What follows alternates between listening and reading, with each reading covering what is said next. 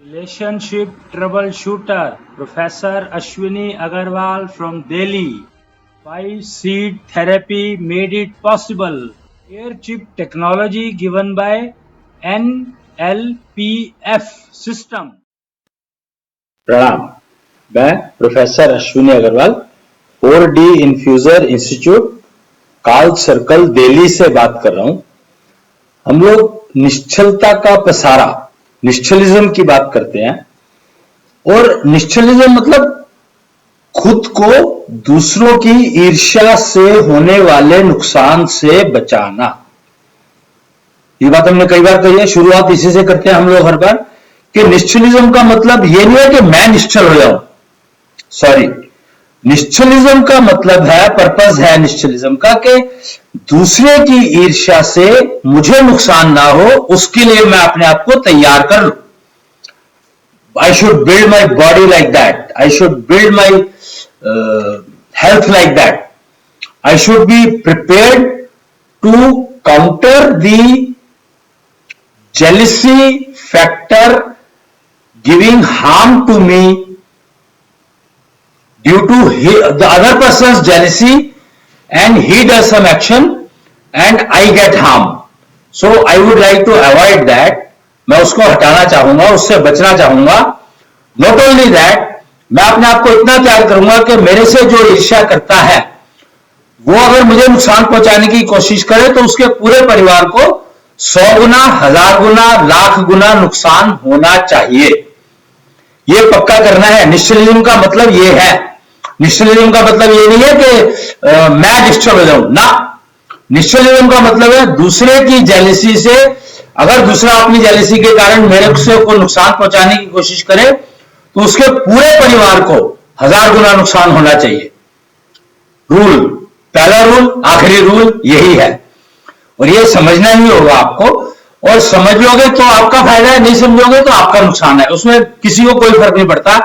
तैयारी मुझे करनी है, मैंने कितनी तैयारी की है, इसका फायदा मुझे मिलेगा और नुकसान उसको मिलेगा। ये आपके ऊपर डिपेंड करता है कि आप कितनी तैयारी अपने बचाने के लिए, अपने आप को बचाने के लिए करते हो। पर मार्शल आर्ट, तो martial art of air chip of natural molecules, air chip of natural molecules have to be cultivated, used for protecting self against the jealousy factor, other person having jealousy factor with you. Only then the meaning of human birth is worthwhile. तो आपको क्या होगा, उसका advantage क्या होगा? अभी ना आपको गोली चलानी पड़ती है, आपको मारना पड़ता है दूसरे के लिए। अभी जो मार्शल आर्ट ने क्या सिखाया आपको? लड़ना सिखाया, ऐसे कर लो, ये कर लो, वो कर लो, वो ऐसे करो, अटैक करे तो उसको ऐसे कर लो। पर जेलसी अगर उसको फिर वो अटैक कर रहे हैं तो आप क्या करोगे? आप ब्लैक मैजिक का नाम सुनते होगे। अब ब्लैक मैजिक अगर कोई करवा रहा है आपके ऊपर तो आप क्या करोगे? आपके ऊपर कोई टूना टोटका करता है तो आप उसका क्या करोगे? आपके प्रति अगर कोई इल फीलिंग रखता है तो उसका आप क्या करोगे? यानी उसको नुकसान होगा। वे उसको तो नुकसान हो गई, पर तुम्हें भी तो नुकसान हो रहा है। उसको कौन प्रोटेक्ट करेगा? तुम्हें अपने आप को तो तुम्हें प्रोटेक्ट करना पड़ेगा। वो थोड़ी तुम्हें प्रोटेक्ट करेगा, या कोई और थोड़ी प्रोटेक्ट करे।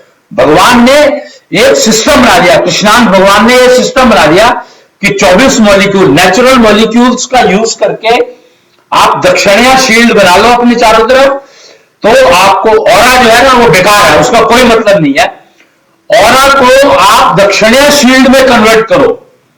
ऑरा आपको कोई हेल्प नहीं करने वाला, ऑरा तो बल्कि आपको नुकसान ही देगा। नुकसान देगा से मतलब क्या होता है? ऑरा जो है ना एक्चुअली सामने वाला आपके ऑरा को पढ़ करके और अपने को, अपना जो उसको नुकसान करना है उससे आपको अगर याद हो, आप उसकी बात करें महाभारत की अगेन, तो कर्ण के पास क्वच और कुंडल थे। क्वच और कुंडल का मतलब क्या है? बाय बर्थ थे, तो वो एक्चुअली दक्षिणीय शील्ड थी। वो एक्चुअली दक्षिणीय शील्ड थी और वो भी पूरी नहीं थी उसके पास। मारा क्यों गया कर्ण? कर्ण मारा इसीलिए गया क्योंकि वो पूरी नहीं थी। उसका कारण पूरी क्यों नहीं थी वो? क्योंकि कुंती को कुंती ने जो कर्ण को जन्म दिया वो तरीका ठीक नहीं था,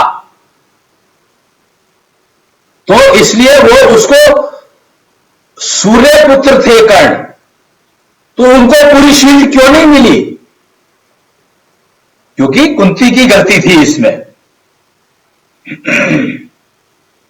खैर, मैं उसमें आ नहीं रहा हूं, लेकिन मैं ये बता रहा हूं आपको कि कर्ण के पास दक्षिणा शील्ड पार्ट्स में थी, यानी कवच था, कुंडल थे, तो कुंडल होने के कारण उसको कान से कोई नुकसान नहीं जा सकता था, मतलब उसको कोई मंत्रों से नुकसान नहीं पहुंचा सकता था। आप समझ रहे बात को मैं क्या कर रहा हूं, कि मंत्रों से उसको कोई नुकसान नहीं पहुंचा सकता था कर्ण को, कुंडल्स के कारण, वो शील्ड थे। तो आपके दिमाग में कभी भी कोई गलत बात जाएगी नहीं, कोई किसी की भी गलत कोई भी कुछ आपके प्रति गलत सोचेगा भी, करेगा भी, तो उसको इफेक्ट नहीं करेगी, बिल्कुल भी नहीं करेगी, गलत बात उसको सुनाई नहीं देगी।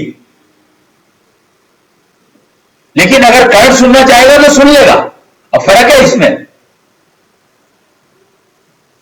तो ये बात समझने वाली है कि कर्ण जो है, कर्ण बहुत बढ़िया एग्जांपल है 24 मॉलिक्यूल का दक्षिणा शील्ड को समझने के लिए, और इसके अलावा मेरे को एग्जांपल कोई पता ही नहीं है, एकमात्र ये एग्जांपल पता है। तो उसको अधूरी शील्ड मिली थी, और जो कवच मिला था वो नाभि तक था। तभी अगर आप रूल समझो उसके, महाभारत के रूल देखोगे ना, तो उसमें कहा गया है कि जांघों पे, यहां पर कोई वार नहीं करेगा, नाभि से नीचे कोई वार नहीं करेगा, यह नियम था मल्ल युद्ध का।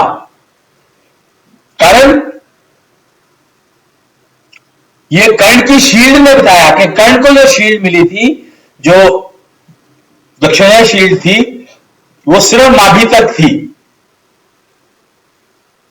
कवच जिसको कहा गया है, वो सोने का नहीं था, उसको स्वर्ण का समझ लिया। मतलब कमाल है, कलयुग का कमाल है कि उसने कर्ण का जो कवच था, उस कुंडल थे, उसको सोने के समझ लिए। भैया वो सोने के नहीं थे, वो दिखाई तो देते ही नहीं थे किसी को, कि वो 24 मॉलिक्यूल के थे। मतलब वो नॉर्मल उसके आंखों से दिखते तो थे, खैर मैं ये नहीं कहूंगा कि दिखाई नहीं देते थे, उनमें चमक थी, सोने की चमक थी, सोने के नहीं थे वो। अगर आपने एक वो सुना हो अष्टधातुनी, क्या कांसा एक होता है, वो तकरीबन सोने जैसा होता है देखने में, पर सोने में चमक होती है, वो कलयुग की देन है। कांसा और सोना तकरीबन एक ही बात है। Kansa is much better compare to gold. कांसा जो मटेरियल वो है, कांसा जो है गोल्ड से कहीं ज्यादा उत्तम है, सर्वोत्तम। सर्वोत्तम तो नहीं कहूंगा मैं, सर्वोत्तम तो और बहुत सारी चीजें हैं, पर उत्तम है, गोल्ड से कंपैरिजन कर रहा हूं मैं। तो कर्ण के जो कवच कुंडल थे वो 24 मॉलिक्यूल के बने हुए थे और अधूरा था, उसको यहां से यहां तक ही मिले थे। उसमें कुंती की गलती थी।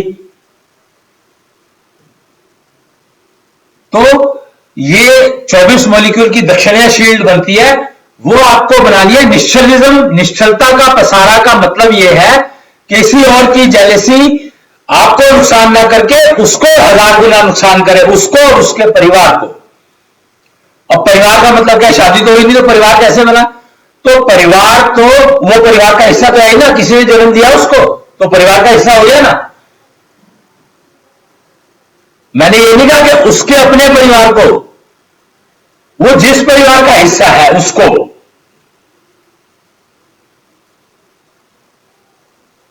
हजार गुना, लाख गुना नुकसान।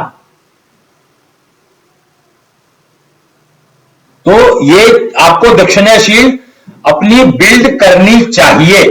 अगर आप दूसरों की ईर्ष्या से के होने वाले नुकसान से अपने को बचाना चाहते हैं तो भगवान जी ने कितने बढ़िया नियम दिया है। वो कृष्ण के बारे में जो कहा, कृष्ण ने कहा, महाभारत कृष्ण ने करवाई कहते हैं लोग। महाभारत कृष्ण ने करवाई नहीं, पर कृष्ण ने रोका भी नहीं, जबकि कृष्ण रोक सकते थे।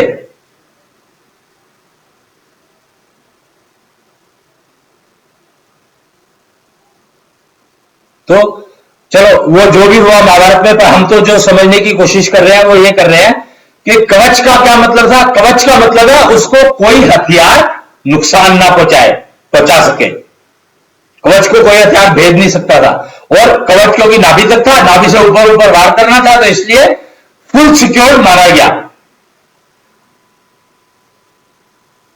अब इंद्र ने उनसे कवच और कुंडल ले लिए,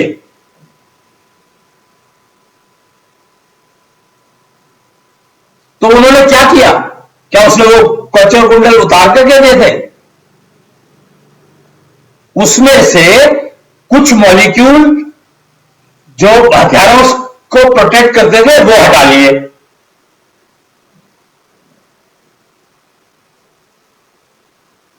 और उसके बदले में एक हथियार दे दिया जिसको शक्ति कहा गया है। तो क्या नाम था उसका, जो भी था, और उससे घटोत्कच मारा गया था। वो कस्टमाइज करी जा सकती थी।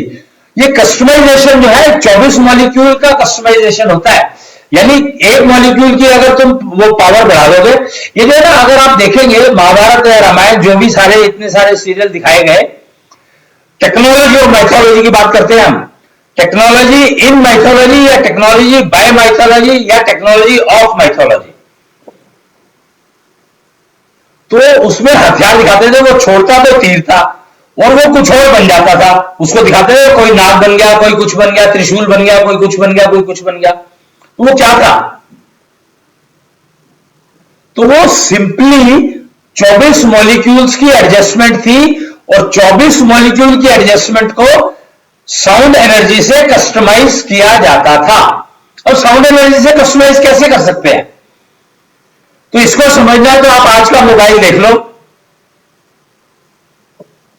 आप जो बोलते हो वो साउंड एनर्जी तो है, साउंड एनर्जी निकलती है एक पर्टिकुलर पैटर्न में, तो आपका मोबाइल का पासवर्ड खुल जाता है। साउंड बोलने से जो पासवर्ड या बोल करके और वो लिख देता है, कहते हैं ना गूगल बाबा को आप बोलो, आप अपना सेंटेंस बोलो अपनी भाषा में और वो उसको अंग्रेजी में लिख देगा। अब ये सोचो कि आप वो ट्रांसलेट कर रहे हैं, तो ट्रांसलेशन में तो भगवान जाने वो जो लिख रहा है, क्योंकि अंग्रेजी मुझे आती नहीं है, मैं हिंदी में बोल रहा हूं, अंग्रेजी में उसने क्या लिख दिया आपको क्या पता, कैसे पता लगेगा? तो आपकी तो मैटर ही गलत है। वो कहते हैं कि एक ना बड़ी अच्छी स्टेटमेंट आती है कि एक किसी के यहां पे टैक्स की रेड हुई, ये प्री इंडिपेंडेंस की बातें हैं, इनकम टैक्स की रेड हुई किसी बनिए के यहां पर। ये राजस्थान की कहावत है, राजस्थान की स्टोरी है छोटी सी है, कि किसी बनिए के यहां पर रेड हुई और इनकम टैक्स की और कुछ नहीं मिला। वो हैरान के इतना कुछ है उसके पास, वो टैक्स की रेड कर रहे हैं और इसके बाद कुछ भी नहीं मिला, ये कैसे हो गया? तो उन्होंने वहां पर जो उन घर की महिला थी, उन्होंने चिट्ठी लिख करके दी थी मुनीम जी को कि क्या वो मर गए हैं। वो पढ़ने में अगर पढ़ो उसको तो वो पढ़ा जाता था, लाला जी आज मर गए हैं, बड़ी बहू को भेज दो, ये पढ़ा गया वो। लेकिन वो एनकोडेड था और उसमें लिखा क्या था कि आज हमारे यहां पर रेड है,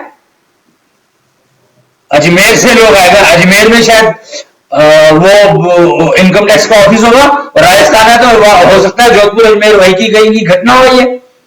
तो अजमेर वाले हमारे पास आए हुए हैं और आप वो बड़ी बहू, मतलब बड़ी बोरी जो है गहनों की भरी हुई, और उसमें जो कुछ भी है जायदाद जो हमारी मतलब वो है, उसको भेज दो, कहीं और छुपा दो।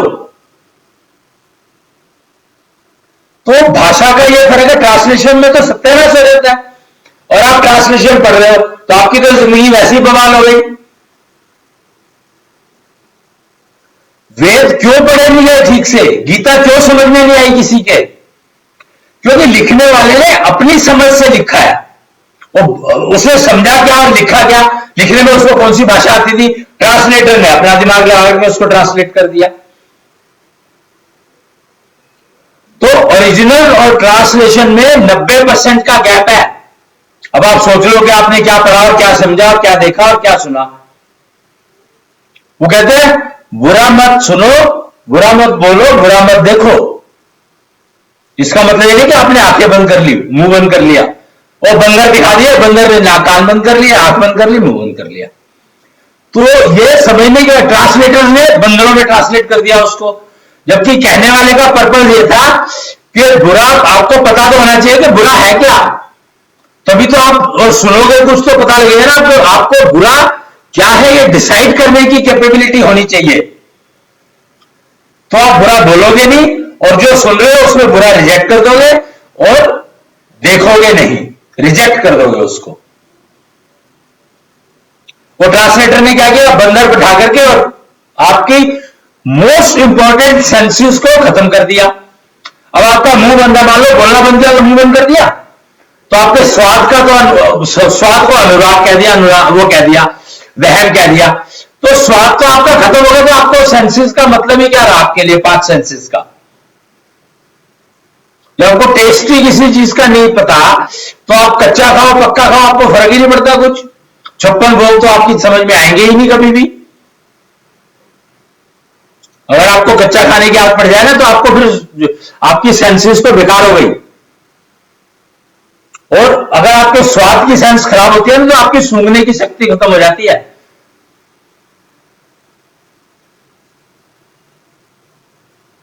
मतलब इमेजिन कि आपका नाक भी बंद हो गया, नाक के जो अंदर सेंसर लगे हुए इतने सारे, वो सारे के सारे बेकार हो गए अगर आपका स्वाद टेस्ट अगर आपको नहीं पता तो अब एक air chip of natural molecules,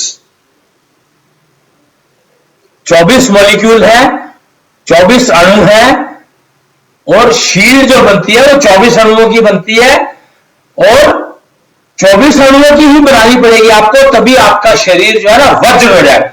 वो अगर आपको ध्यान हो तो किसी का तो था शरीर वज्र का था, मुझे नहीं पता किसका था, कोई नाम तो आया है, वज्र का नाम तो आता ही है, वज्र तो या शायद वज्रासुर होगा कोई, उसका शरीर वज्र का था। तो वज्र जो है वो 24 मॉलिक्यूल का बनता है। Air chip of natural molecules 24, इसको 24 थेरेपी कहा गया है, 24 अणु थेरेपी या 24 मॉलिक्यूल थेरेपी कहते हैं शायद इसको। और पिछले 15-20 साल से एग्जिस्टेंस में है ये नहीं कि आज आई है, बात होनी अब शुरू हुई है, इसकी डिस्कशन जिसके ऊपर अब शुरू, अभी तक तो यूज कर रहे थे लोग, अब ये यूज करने के तरीके, अब प्रैक्टिस इसके लिए तो अभ्यास, वज्र बनाना अपने शरीर को तो उसके लिए अभ्यास है ना, ये मार्शल आर्ट काम नहीं आएगी उसमें निष्ठा योग काम आएगा। 24 मॉलिक्यूल्स को आपको टेक केयर करना है और युगलता मॉलिक्यूल सबसे इंपॉर्टेंट है उसमें। मन्यासी बनना पड़ेगा, सन्यासी नहीं, सन्यासी बनने से कुछ नहीं मिलता, मन्यासी बनना पड़ेगा, तभी आपको समझ में आएगा। ये 24 मॉलिक्यूल की जो दक्षिणा शील्ड है, जिसको वज्र कहते हैं, कह सकते हो आप एक किस्म से, एक किस्म का वज्र है, दक्षिणा वज्र।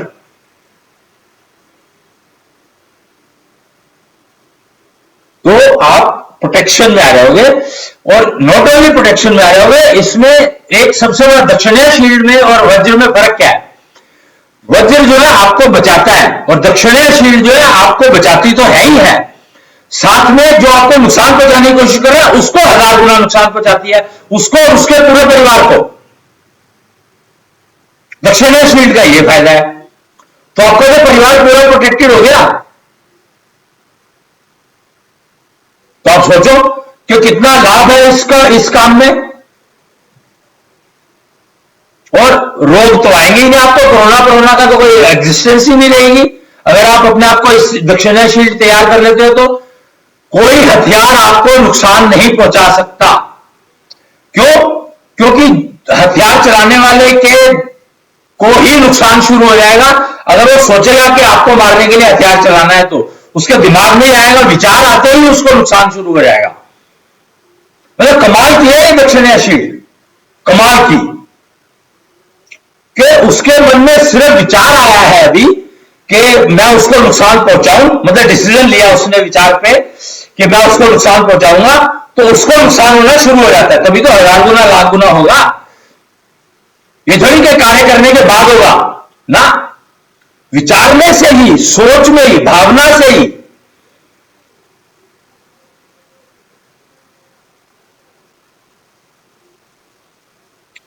भावना और विचार में फर्क है। विचार आता है, डिसीजन लेते हो तो भावना उत्पन्न होती है। ये कुच्छल वेद का ज्ञान है, सारा का सारा कुच्छल वेद ने दिया ये सारा ज्ञान। जो भी मैं चर्चा कर रहा हूं सारी कुच्छल वेद की देन है। और वो लिखा इसीलिए नहीं गया क्योंकि लिखने में ट्रांसलेट जो आदमी के वो होता है ना, वो गलतियां करने के चांसेस मैक्सिमम 90% चांस, 90% चांस हो जाते हैं। कारण वो सिंपल सा है, क्योंकि मैं वो लिख रहा हूं जो मेरे को समझ है। वो समझ, मेरी समझ सबको थोड़ी हो सकती है, सबका अपना अपना हिसाब किताब है। सबका कंपोजिशन अलग, सबका दिमाग अलग, सबकी सोच अलग, सबकी भावना अलग, सबका रहने का स्थान अलग, सबका काम करने का तरीका अलग, सबका बोध अलग, सबका वर्ण अलग, सबकी एक्सपर्टीज अलग, एफिशिएंसी अलग, ऑर्गन्स का जागरण अलग, कितने सारे फैक्टर्स हैं। तो कुच्छल वेद ने, इसीलिए कुच्छल वेद लिखा नहीं गया और ना लिखा जाएगा, क्योंकि मुझे पता नहीं कौन लिखेगा कौन नहीं लिखेगा। आकाश तत्व पर लिखा हुआ है 24 आपके 24 मॉलिक्यूल में वो मॉलिक्यूल जो आपको आकाश तत्व पढ़ने के लिए तैयार करे, उस मॉलिक्यूल को तैयार इंप्रूव कर लो ज्यादा, उसकी एफिशिएंसी ज्यादा बढ़ा लो, तो नेचुरली वो आप पढ़ पाओगे। वेदव्यास ने किया था ये, तो वो पढ़ पाता था, लिख नहीं पाता था। गणेश ने लिखने का किया हुआ था, गणेश जी के पास तो बहुत सारी विधाएं थी।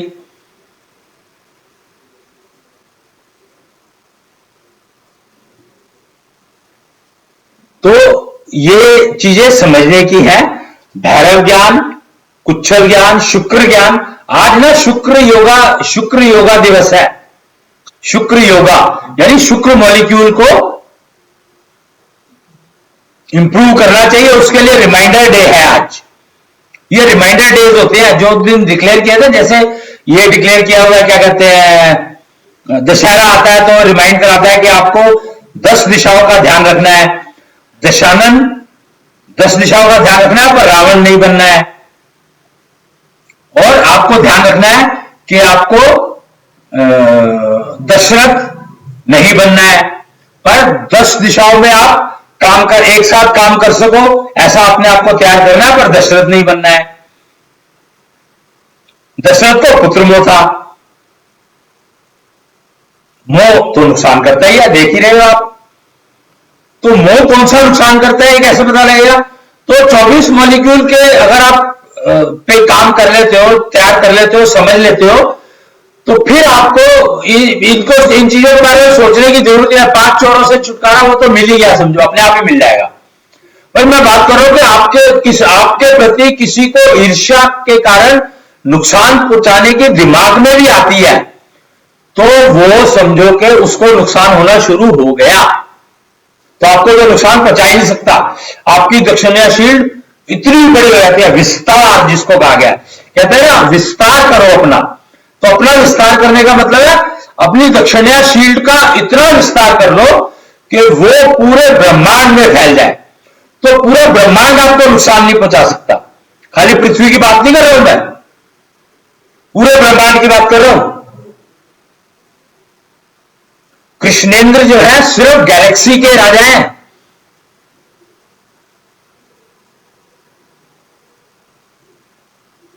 ब्रह्मांड के जो है वो है केतु। केतु यूनिवर्स कहलाता है ये सब उच्छल वेद का ज्ञान है। केतु यूनिवर्स कहलाता है। केतु किसको कहा गया है? केतु को धर्म ध्वजा कहा गया है। एस्ट्रोलॉजी में किसी भी एस्ट्रोलॉजी से पूछ लो आप, केतु को धर्म का प्रतीक बताया गया है,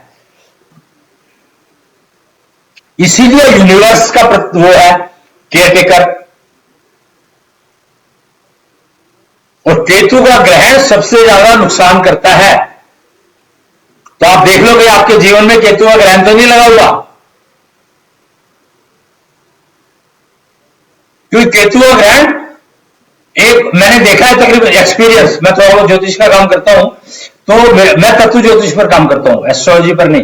पर एस्ट्रोलॉजी का ज्ञान तो है ही, मुझे पता तो है मेरे को, पर उससे एडवांस है जो वर्षन है तो शुक्राचार्य ज्योतिष, हाईएस्ट लेवल ऑफ एडवांस वर्षन जो ज्योतिष का जो हाईएस्ट लेवल है वो शुक्राचार्य ज्योतिष कहलाता है।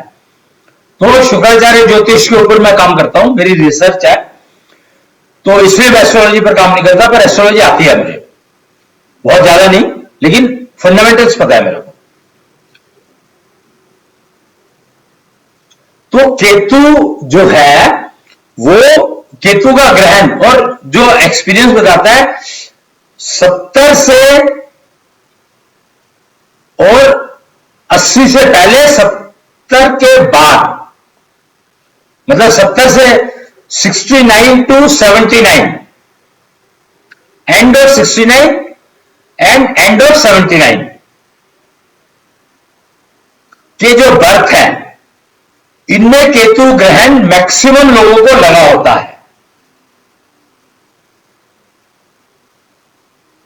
एंड ऑफ 69 एंड ऑफ 79 तक। तो अगर आपका बर्थ इसमें है तो आप केतु ग्रहण का उपाय कर लो, तो आप सुखी रहोगे, कुछ मिल जाएगा जीवन में।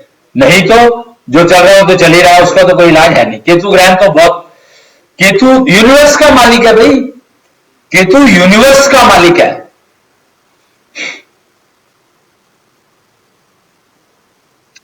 तो खैर ये थोड़ी बिसाइड्स पॉइंट थी, बट हम 24वीं की बात कर रहे हैं, 24वीं मॉलिक्यूलर थेरेपी की बात कर रहे हैं। जो दक्षिणीय शील्ड है वो 24 मॉलिक्यूल्स की बनती है, 24वीं दक्षिणीय शील्ड ही कहते हैं इसको। और दक्षिणीय शील्ड और वज्र में फर्क क्या है? वज्र सिर्फ आपको प्रोटेक्शन देता है, और दक्षिणीय शील्ड जो है आपको नुकसान पहुंचाने वाले को 1000 गुना, लाख गुना प्रोटेक्शन देती है, नुकसान देती है, आपको प्रोटेक्शन देती है। जो वज्र प्रोटेक्शन देता है वो प्रोटेक्शन आपको 24 मॉलिक्यूल की दक्षिणीय शील्ड देती है। इन एड ऑन या बोनस को लाख गुना, 1000 गुना नुकसान आपको नुकसान पहुंचाने वाले को देता है। तो नेचुरली दक्षिणीय शील्ड बिल्ड करना सबसे आसान काम है, बढ़िया काम है। और दक्षिणीय शील्ड बिल्ड करने में आपको कहीं जाने की जरूरत नहीं है। मेरा मतलब है कि जाना तो, ट्रैवल तो करना पड़ सकता है, पर आप एक बार समझ लो और उसका प्रक्रिया शुरू कर दो। फर्स्ट स्टेप तो बहुत ही इजी है, श्वास योग है पहला स्टेप तो, और मेंटेन करने के लिए श्वास योग तो करना ही पड़ेगा आपको। तो वो सीखो और वही करना शुरू कर दो, तो उससे आपका ऑटोमेटिकली बहुत सारी चीजें आपकी होती चली जाएगी। फिर उसके बाद जो पूछना है वो आप किसी भी 4D इन्फ्यूजर इंस्टीट्यूट, ऐसे बहुत सारे इंस्टीट्यूट बने हुए हैं, कोई भी बता देगा आपको। किसी भी निश्चल टेम्पल में चलेगा, वहां से जानकारी मिल जाएगी आपको। और जब तक मैं हूं जब तक। तो ये, और कृष्णांश कथा जो है आपके इस पर अश्विनी कुच्छल youtube.com पर अवेलेबल है ही, और उस पर भी अवेलेबल है आपके Kailash Kuchhal IGTV, Instagram TV, उसके ऊपर अवेलेबल है सारे एपिसोड्स तकरीबन। और कहां पर अवेलेबल है? कुछ एपिसोड्स 4D इन्फ्यूजन इंस्टीट्यूट की वेबसाइट पर अवेलेबल होंगे, टेक्निकल के जो होंगे या उनसे रिलेटेड जो होंगे। एम्बेडेड अग्रवाल पर कुछ होंगे अवेलेबल, क्योंकि ये रेलेवेंस है, कौन सा किसके रेलेवेंट है उसके ऊपर दिया गया था। और आप सीख सकते हैं, समझ सकते हैं। दक्षिणीय शील्ड को बिल्ड करेंगे तो आप प्रोटेक्शन में आ जाएंगे। फिर जैसे घटोत्कच को शक्ति ने मारा, या क्या नाम है उनका, बर्बरीक ने अपने आप को मारा। बर्बरीक ने अपने आप को खुद मारा था। एकलव्य ने अंगूठा अपना अपनी मर्जी से दिया था। मांगने वाला कुछ भी मांगता है, उससे क्या फर्क पड़ता है, डिजर्विंग होना चाहिए। तो देने वाला डिसाइड करेगा कि तुम डिजर्विंग हो कि नहीं हो। 4D मतलब delivers desired to deserving devotee. और डिवोटी तो कोई भी किसी का भी हो सकता है।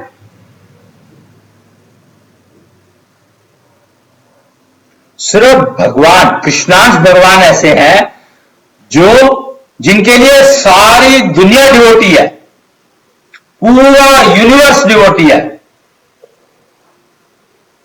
केतु यूनिवर्स एक्चुअली कृष्णांश, केतु जो है अब कृष्णांश है, कृष्णांश है केतु।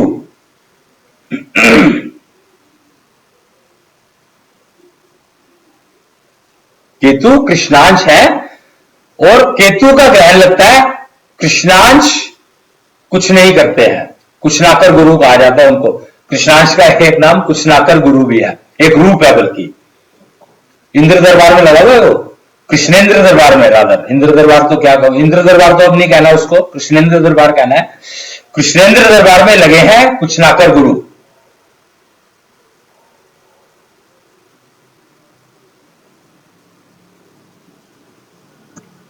और कृष्ण के जो ईष्ट थे, उनके ईष्ट है कुशनाकर गुरु।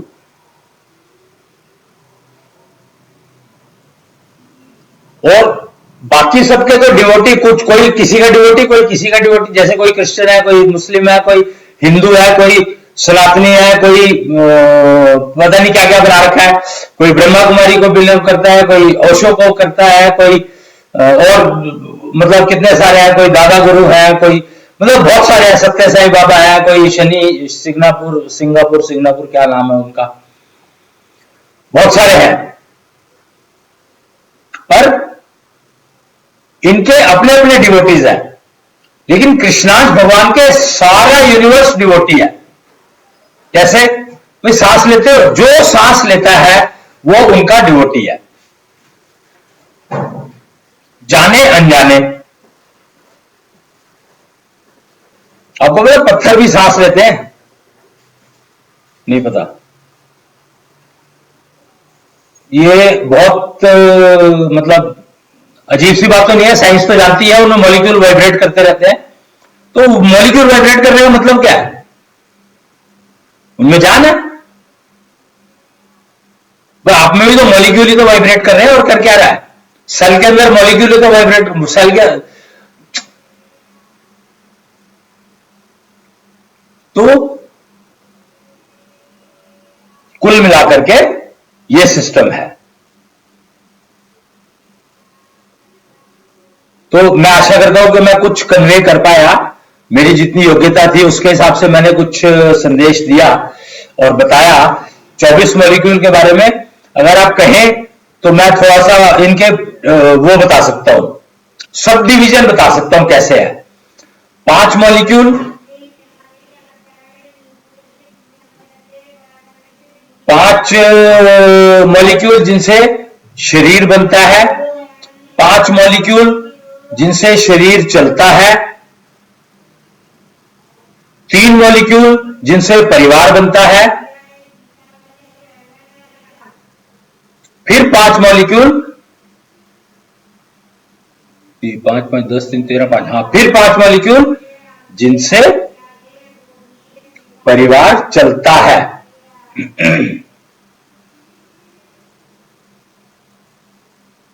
फिर जो 6 मॉलिक्यूल है वो उससे समाज, राष्ट्र और प्लेनेट और इंटरप्लेनेट, इंटर गैलेक्सी मैनेज करते हैं मैनेज होते हैं।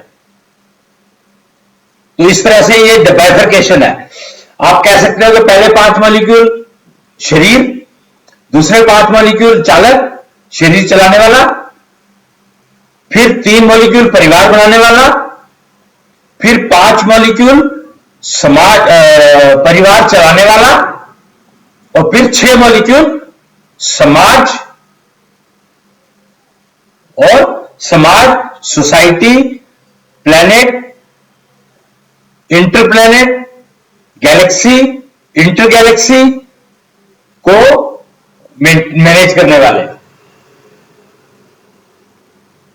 और कृष्णांश ने ये 24 मॉलिक्यूल दिए हैं। कृष्णांश और शुक्राचार्य एक ही बात है, कृष्णांश ही शुक्राचार्य हैं।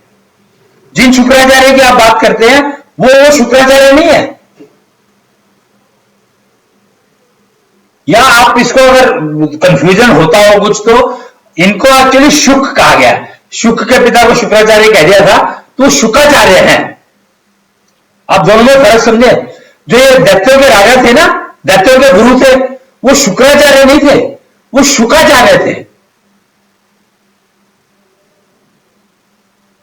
अगर आपको ध्यान हो तो आचार्य शुक ने वो सुनाई थी भागवत परीक्षित को, तो वो शुकाचार्य थे। उसके पिता जो थे शुकाचार्य थे। जैसे द्रोणाचार्य हैं ऐसे शुकाचार्य थे। शुकाचार्य ही बलि, राजा बलि के वो थे। उनकी आंख फोड़ दी, क्योंकि शुक्राचार्य का तो कोई कुछ कर ही नहीं सकता, क्योंकि वो तो कृष्णांश है।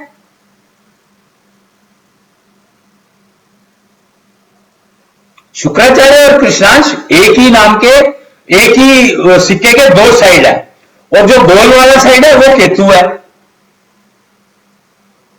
सिक्के में 3 साइड होते हैं। 3 डायमेंशन जो कही गई है ना, 3 डायमेंशन का मतलब यही है कि शुक्राचार्य, ये जो ये हिस्सा है ये कृष्णांश, ये शुक्राचार्य, और ये जो है केतु।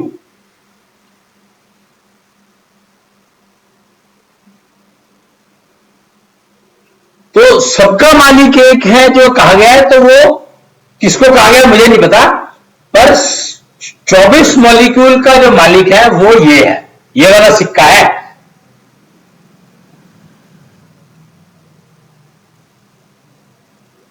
शुक्राचार्य एक तरफ, कृष्णांश दूसरी तरफ, और केतु। इसलिए केतु का ग्रहण लगता है सिलेक्टिव।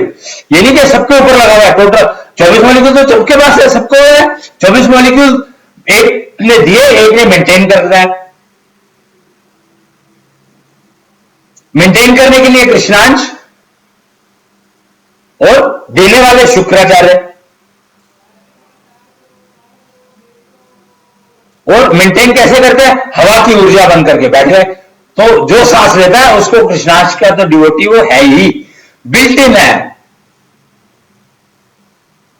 कोई शरीर हो किसी भी तरह का, कुत्ते का हो, बिल्ली का हो, कीड़े का हो, मकोड़े का हो, पक्षी का हो, इंसान का हो, नारी का हो, नर का हो, कैसा भी हो, प्रेत, पिशाच, भूत, 84 लाख गण है। एक्चुअली 84 लाख गण थे शंकर के।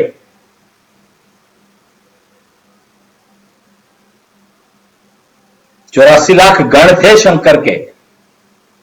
तो 84 लाख गण का मतलब है 84 लाख तरह के शरीर थे। उसको योनि कह दिया गया। योनि पता नहीं क्यों कहा गया, ये भी एक कंफ्यूजन है। तो हम शरीर कहते हैं तो आसान हो जाता है समझना। ओहो अच्छा, कुत्ते का शरीर ऐसा होता है, बिल्ली का शरीर ऐसा होता है, इंसान का शरीर ऐसा होता है, और नर का शरीर ऐसा होता है, नारी का ऐसा होता है। तो ये समझना आसान है। तो 84 लाख गण का मतलब है 84 लाख शरीर थे। 84 लाख शरीर के शेप थे शंकर के जो गण थे, उतने ही संभव है। अभी तो हम जानते ही कुछ नहीं, जानते ही ज्यादा नहीं।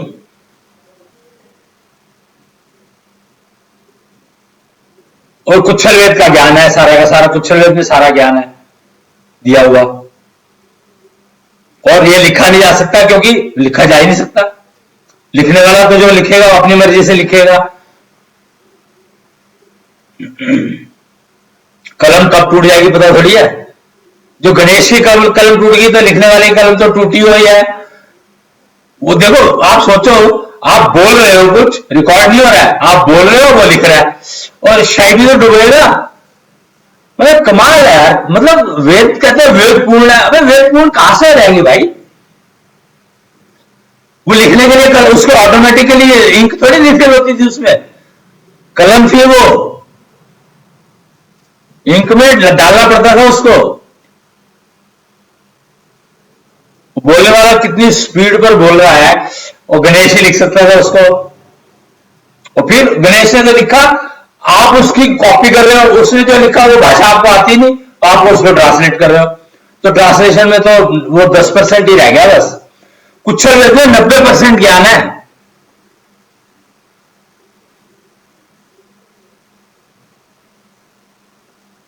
और जिसको समझ आते हो लिख ले भैया, अपन तो कुछ कर नहीं सकते, हमारे बस की तो है नहीं। हमने बड़ी कोशिश ऐसा नहीं है हमने कोशिश नहीं करी, हमने बहुत कोशिश करी। हमें आकाश तत्व पे लिखा हुआ दिखने लग गया, फिर मुझे बताया है कि बहुतों को दिखता है। वो जो सिख कम्युनिटी में खास, मुझे नहीं पता बाकी कम्युनिटी का, पर सिख कम्युनिटी में खास बहुत सारे ऐसे रागी हैं, बहुत सारे ऐसे ग्रंथी हैं जिनको आकाश तत्व पे लिखा हुआ दिखाई देता है। गुरु नानक को दिखाई देता था। वो धुर की वाणी आई है, उनको धुर की वाणी सुनाई देती थी, उनको वो वेद जो वेद व्यास ने वेद बोले थे। देखो आप प्रोसीजर समझो कि वेद जो है लिखे हुए हैं आकाश तत्व पर, वेद व्यास उसको बोल रहे हैं और गणेश लिख रहे हैं, तो ओरिजिनल क्या हुआ? ओरिजिनल तो हुआ जो आकाश तत्व पे लिखा हुआ है, और उसके ओरिजिनल एक और, क्योंकि व्यास जो है वो तो पढ़ रहे थे, तो उन्होंने कोई चेंज नहीं किया उसमें, वो कर ही सकते थे चेंज, क्योंकि वो पढ़ रहे थे। जैसे आप किताब खोलते हो तो किताब में आप जो कुछ लिखा पढ़ोगे तो वही ना, अगर अपना कुछ लिखोगे तो उसको अपने हिसाब से लिखोगे, पर जो लिखा हुआ पढ़ोगे तो वही। तो गुरु नानक जी को वो वाणी सुनाई देती थी, कबीर जी को नहीं सुनाई देती थी।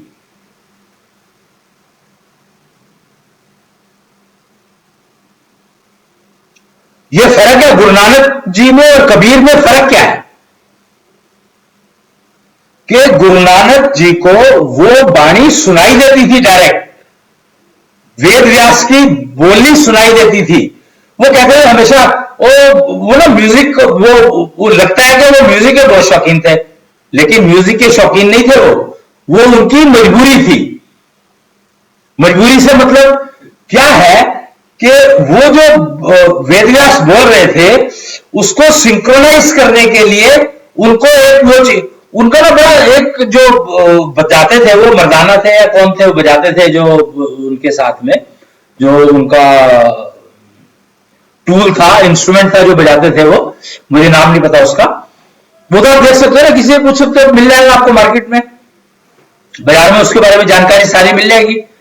तो वो बजाते थे, तो वो बजाने से सिंक्रोनाइजेशन होता था उस बोली का और सुनने का, क्योंकि समय का फर्क था। उस समय में जब उन्होंने लिखा त्रेता युग था, शुरू हुआ था त्रेता युग, सतयुग खत्म हो रहा था, मैं तब की बात कर रहा हूं। और गुरु नानक अब हुए हैं 500 साल पहले, 400 साल पहले, 1400 कुछ में शायद 600 हुए होंगे। और जैसे मेरे को, मैंने ये पता बात करनी शुरू करी, लोगों से चर्चा होती थी, बहुत सारे लोग जुड़े हुए हैं क्योंकि टीम है, 2-4-5 करोड़ तो होंगे टीम में, ज्यादा भी हो सकते हैं क्योंकि आगे आगे कितने बन गए वो पता ही नहीं है। भाई एक इंस्टीट्यूट खुला, IIT एक खुली थी, फिर वो 5 हो गई, फिर 50 हो गई, तो आगे किसने कितनी कितनी ब्रांचेस शुरू कर दी ये मुझे नहीं पता, हमें नहीं पता। ये तो अपने रिकॉर्ड 2004 में ही रखना छोड़ दिया था, 2004 में, हाँ 2006 में पब्लिक को दे दिया था, उसके बाद तो हमें पता ही नहीं। और उस टाइम तो 1-1.5-2 लाख 2 लाख 4 लाख लोग थे, बस ज्यादा नहीं थे। एक्चुअली 5-7 इंस्टीट्यूट जुड़े हुए थे, इंस्टीट्यूशंस में बात होती थी तो इसलिए जुड़े हुए थे तब। तो मैं ये बता रहा था आपको कि ये मतलब गुरु नानक जी और कबीर, तो जब मैंने बात करी कि कबीर जी को दिखाई देता था आकाश तत्व पे लिखा हुआ, तो कहते हाँ हमें भी दिखाई देता है, और सिखों में तो बहुत सारे लोग मेरे को बता रहे कि यार आकाश तत्व में लिखा होता हमें भी दिखाई देता है।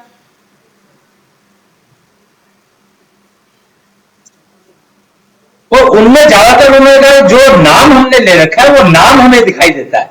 कोई कहता है गोल्डन अक्षरों में दिखाई देता है, कोई कहता है सिल्वर अक्षरों में दिखाई देता है, मतलब सफेद रंग में लिखा हुआ दिखाई देता है, कोई कहता है पीले रंग में लिखा हुआ दिखाई देता है। रंग से इन दो के अलावा और कोई तीसरा रंग आया नहीं, या बताया नहीं किसी ने मुझको। मैं ज्यादातर तो व्हाइट रंग में लिखे हुए बताते हैं, पर गोल्डन में भी दिखाई देता है, ऐसा मुझे बताया गया। और गोल्ड से ऊपर है, गोल्ड में अक्षर दिखाई देते हैं और सिल्वर कलर में पूरा का पूरा वाक्य दिखाई देते हैं, स्ट्रेट पूरी किताब का पेज दिखाई देता है और बहुत सारे लोगों को दिखाई देता है। तो कबीर जी को आकाश तत्व दिखाई देता था, आकाश तत्व में लिखा हुआ दिखाई देता था। और जो भी दोहे बोले ना वो देख करके समझ करके फिर अपनी भाषा में बोलते थे। वो फर्क क्या है, यहां पर भी यह फर्क समझने की बात है कि वेद व्यास जो बोलते थे वो जो लिखा था वो बोल देते थे, पर कबीर बोलते होते जो उनको बोलते अपने मन से थे, पढ़ते क्या थे वो किसी को नहीं पता। और आई एम श्योर जो वो थे परमहंस जो कि इनके गुरु कह रहे, कबीर जी के गुरु थे, शायद वो गुरु माना था उन्होंने या गुरु मानना चाहते थे, पर वो दोनों ने एक दूसरे को आपे गुरु आपे चेला वाली बात मेरे ख्याल से थी, शायद वो दोनों एक दूसरे को गुरु मानते थे अपना, पता नहीं ऐसी कोई बात सुनने में आई है, तो मुझे डिटेल पता नहीं है इन चीजों में, पर सुनने में जरूर आई है और बनारस से ही जानकारी आई थी है। और सारे विद्वान लोग हैं, प्रोफेसर हैं, सारे के सारे पढ़े लिखे लोग हैं, तो जो जानकारी दे रहे हैं उनको गलत जानकारी हो तो मैं कह नहीं सकता। अब मान लो पीएचडी करी है किसी ने और उसमें गलत ही सब्जेक्ट के ऊपर पीएचडी कर ली, पर पीएचडी मिली है उसको, अब डॉक्टर लिखता है तो वो बता रहा है कुछ तो वो गलत है ठीक है, तो उनको पता होगा ना, हमें थोड़ी पता है। शेर हुई, बात करते करते शेर हो गई। पर कबीर आकाश तत्व में पढ़ते थे, बोलते अपने मन का थे, ये फायदा था कबीर, ये एक फर्क था। वो ट्रांसलेट नहीं करते थे, वो अपनी समझ को बोलते थे। ट्रांसलेट में तो आपको शब्दों को समझना है, फिर उसका इक्विवेलेंट वर्ड ढूंढना है और फिर बोलना है, पर यहां पर आपको समझना है और फिर आपको अपने हिसाब से बोलना है जो पब्लिक को समझ में आए, पब्लिक जिसको यूज कर पाए। तो कबीर की भाषा पूरी यूज होती है, बल्कि गुरु ग्रंथ साहब में देखो तो कबीर के दोहे काफी इंक्लूडेड है उसमें, ऐसा सुना गया। अगेन गुरु ग्रंथ साहब मैंने नहीं पढ़ा है क्योंकि मुझे गुरुमुखी नहीं आती है और ट्रांसलेशन में पढ़ता नहीं हूं।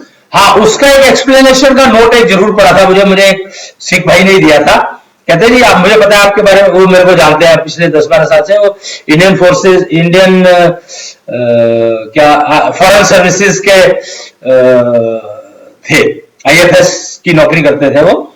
तो उन्होंने मुझे एक पुस्तिका दी थी, वो शायद दिल्ली गुरुद्वारा प्रबंधक कमेटी वाले बांटते हैं फ्री, नीले रंग की पुस्तक है, उसका नाम मैं भूल गया, अब तो काफी टाइम हो गया ना। वो पुस्तिका शायद ले गया मेरे से कोई, मैं ढूंढ रहा था उसको पर मुझे मिली नहीं।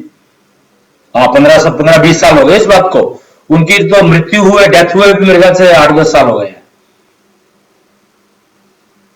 आनंद जी थे वो, तो एक छोटी सी फैक्ट्री चलाते थे, तो मैं उनको थोड़ा एडवाइस करता था टेक्नोलॉजी पर। नौकरी छोड़ने के बाद उन्होंने वो शुरू किया था। खैर, तो मैं ये बता रहा था आपको कि कबीर जी आकाश तत्व को पढ़ करके और उसको जो समझ आता था उसको दोहे के रूप में बोलते थे। लिखे नहीं उन्होंने दोहे, लिखे किसी और ने है। अगेन वही सेम स्टोरी व्यास वाली, कि व्यास ने बोला, गणेश ने लिखा, यहां पर कबीर जी ने बोला, लिखा धर्मदास ने। मेरे ख्याल से धर्मदास उनके खास शिष्य थे या उन्होंने लिखवाया, कुछ तो है। तो ऐसा नहीं है कि वेदव्यास और गणेश का एक ही एग्जाम्पल है, ये दूसरा एग्जाम्पल है कि कबीर ने बोला और किसी ने लिखा। फिर वो जो बोला गया था वेदव्यास के द्वारा, कबीर को गुरु ग्रंथ साहब में इतना स्थान क्यों मिला, उसका एकमात्र कारण यही था कि गुरु नानक जी ने वो सुना जो बोला गया था, वेदव्यास ने जो बोला था वो उन्होंने सुना, उसको समझा और उन्होंने देखा कबीर, और उसको मतलब उसके जो समझा उन्होंने देखा कि कबीर का ये जो कबीर ने जो दोहे बोले हैं उनमें कितनी समानता है, वो कितने क्लोज है। इसीलिए ना अगर आप उनकी मृत्यु को देखो, समझो, तो कबीर ने अपने आप को फूलों में कन्वर्ट किया था, और आधे फूल बोले गए, आधे फूल बोले गए। और इन्होंने तो शायद एक आधे जो लगे थे उन्होंने पानी में बहा दिया, और दूसरे उन्होंने उसको दफना दिया हुआ होगा, जो प्रोसीजर चलता था उनका सबका ही।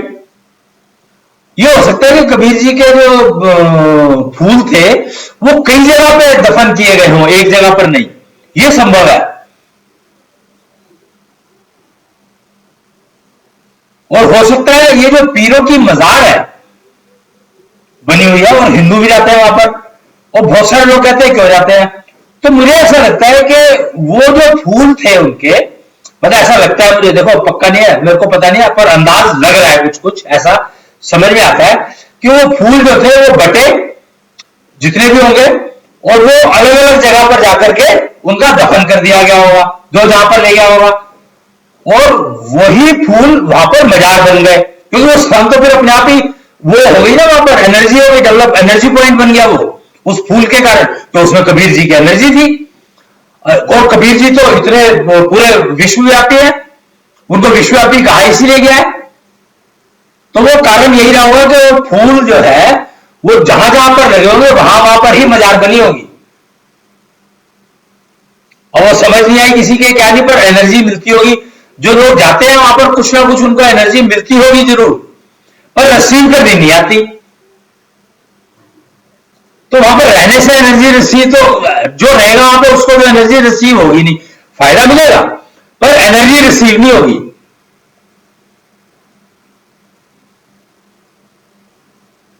और आपको में चादर चढ़ाई जाती है, चादर, चुन्नी चढ़ाना, चादर चढ़ाना, ये क्या है? तो इसको अगर मैं समझूं तो गुरु नानक जी जब शरीर छोड़ रहे थे तो उनको भी शरीर कुछ नहीं मिला, चादर मिली थी बस एक, जो चादर उनके ऊपर डाली गई थी वो चादर ही थी, वहां पर तो और कुछ तो था ही नहीं। तो शायद चादर अभी भी ननकाना साहब में रखी है कि नहीं रखी, मुझे पता नहीं कहां रखी है कहीं पर, क्या ऐसा सुनने में आता है कि वो है कहीं पर उन्होंने अपने शरीर को तो विलीन कहां किया था? गुरु ग्रंथ साहब में किया था। गुरु गोविंद सिंह जी को ज्ञान था इस बात का, कहते हैं अभी भी ना, अभी कोई बाहर से आए, हमारी चर्चा देखो, चर्चा चलती रहती है, तो शायद कोई लंदन से कोई सिख सरदार आए हुए थे, सरदार जी, तो उन्होंने बताया कि कोई एक गुरु ग्रंथ साहब है, उसमें से रोशनी निकलती है, मतलब उसमें फील होता है कि उसमें से रेस निकलती है, एनर्जी निकलती है। तो गुरु गोविंद सिंह जी ने को ये पहचान थी, इसीलिए उन्होंने गुरु ग्रंथ साहब को गुरु बनाया। तो गुरु ग्रंथ साहब में गुरु नानक जी की वो है, ये आप समझ लो कि गुरु ग्रंथ साहब में ही विलीन किया था उन्होंने अपने आप को।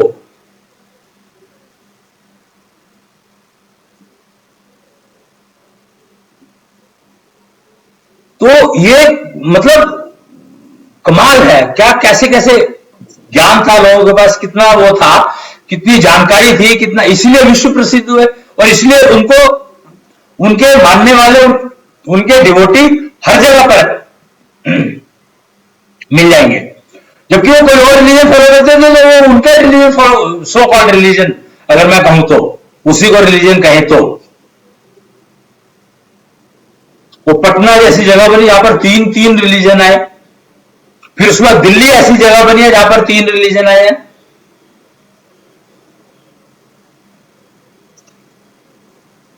11 नवंबर 2011 रात को 11 बजे चेंज हुआ था ये, और सुबह 4 बजे 1995 में कृष्णांश पृथ्वी पर आए थे, सुबह 4 बजे।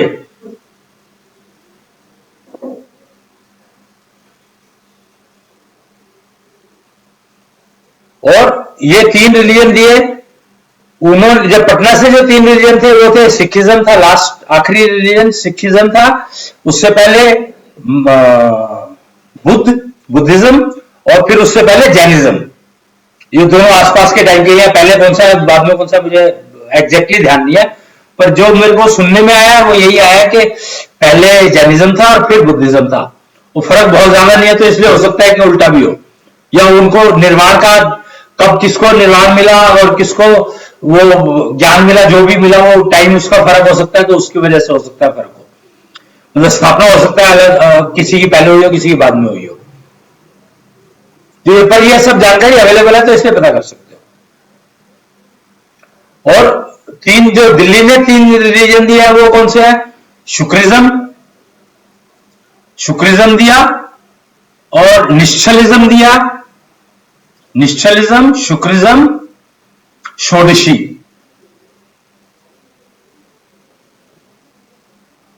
एक सिंधुइज्म दिया था पहले, सिंधुइज्म के नाम से, पर वो अधूरा था।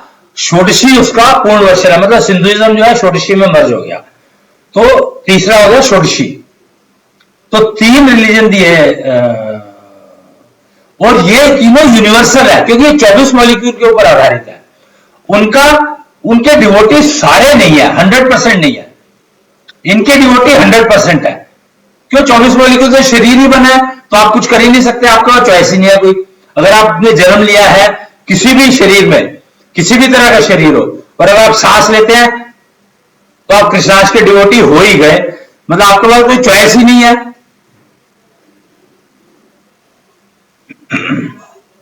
और ये तीनों जो रिलीजन है ये कृष्णांश और शुक्राचार्य के, शुक्रिज्म शुक्राचार्य का, और कृष्णांश जो है वो षोडशी जो है वो कृष्णांश की, शुक्राचार्य का शुक्रिज्म, और षोडशी कृष्णांश की, और तीसरा क्या बताया था मैंने? निश्चलिज्म, केतु का। केतु का रिप्रेजेंटेशन है निश्चलिज्म, और शुक्राचार्य का शुक्रिज्म जो है शुक्राचार्य, और षोडशी जो है वो कृष्णांश। ये 3 लिंक है आपस में, ये मैंने बताया आपको, तो ये आप समझ लें। अब क्योंकि समय समाप्त हो रहा है तो मैं आज इसको यहीं पर खत्म करके, और आपको अगले उसमें मिलेंगे, तब तक के लिए प्रणाम।